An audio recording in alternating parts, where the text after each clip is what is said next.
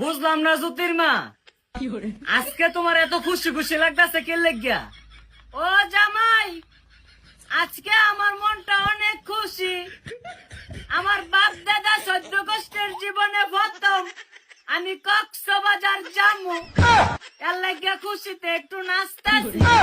তুমি যে কক্সবাজার যাইবা এতে আমার কোনো সমস্যা নাই, কারণ আমি বাংলাদেশের একটা বউ ব্যবসায়ী, আমার একটা সম্মানের বিষয় আছে না। তবে একটা কথা, তোমার লইয়া যাইবো কেটা? তুমি আমার নিয়ে কোনো টেনশন করো না।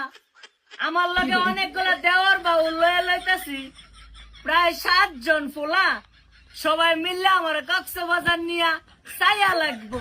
এই 7 জনই তোমার লইয়া যাবো কক্সবাজার, নাকি আরো কেউ আছে?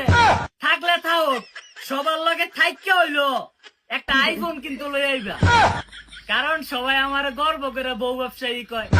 আমারও শুনতে ভাল লাগে মাইচা যখন কয় আমি বউ ব্যবসায়ী। বউটা না থাকলে কেমনে ব্যবসা করে খাইলে মিলে, এটাও আমার একটা গর্ব। জামাই, বেশি দেরি করেন যাইতো না, আমার আবার কাপড় চোপড় ধোয়া মোর বাকি আছে, সবগুলা গুছাইতে মুছাইতে হইব। কক্সবাজার না জানি কত ফুলা আমার লাগে অপেক্ষা করতেছে, বেলে জ্যোতির মা যাইব আর জ্যোতির মারে খাপলা দাইয়া ধরবো।